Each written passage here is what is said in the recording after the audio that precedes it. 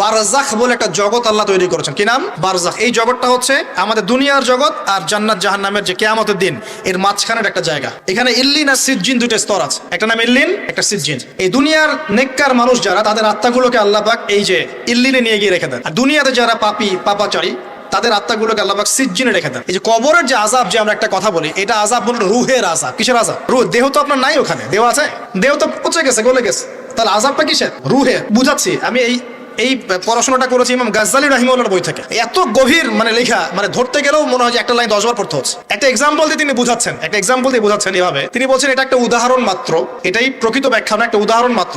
বোঝানোর চেষ্টা করছেন তিনি এভাবে যে আমরা যখন ঘুমাই, অনেকে ভালো স্বপ্ন দেখেন না? ভালো স্বপ্ন দেখে আপনার কাছে ভালো লাগছে, খুব মজা লাগছে না? স্বপ্নের মধ্যে আপনি কি ভালো ফিল করছেন? মাশাআল্লাহ ভালো লাগছে, ঘুরছেন ফিরছেন খাচ্ছেন। যখন কোনো খুব ভালো আপনি একটা স্বপ্ন দেখেন, আপনার কিন্তু ভালো লাগে। আপনি স্বপ্নে ঘুমন্ত অবস্থাতেই আপনি স্বপ্নে বাস্তবের ফিলিংস পাচ্ছেন, এমন হয় না?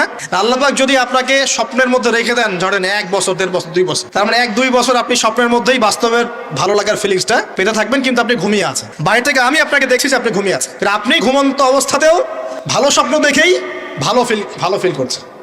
তিনি বোঝাচ্ছেন, উদাহরণ দিয়ে বোঝাচ্ছেন, এটা কিন্তু ব্যাখ্যা নয়, জাস্ট একটা বুঝাচ্ছেন উদাহরণ দিয়ে।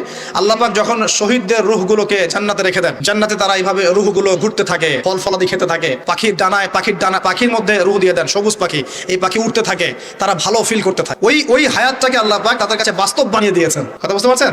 ওই হায়াতটাকে আল্লাহ পাক তাদের কাছে বাস্তব বানিয়ে দিয়েছেন। তাদের কাছে মনে হচ্ছে এটাই বাস্তব, এটাই জগৎ। আল্লাহ চাইলে করতে পারেন না?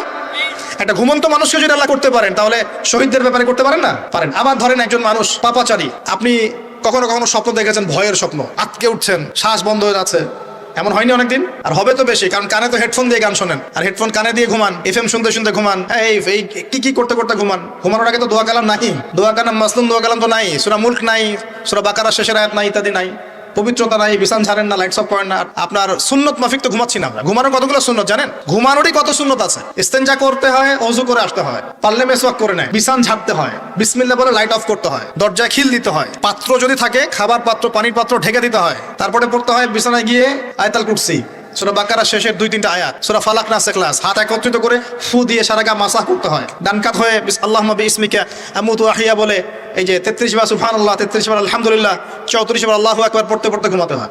কয়জন জানে? কয়জন ঘুমানোর সুন্নত? ঘুমানোর আগে এখন কানে হেডফোন, ব্লুটুথ, হাবি জাবি এইসব দিয়ে যুবকরা ঘুমাচ্ছে। প্রতিটা কাজ নবীর সুন্নত মতো করার চেষ্টা করবো, আল্লাহ পাক তৌফিক দান করুন।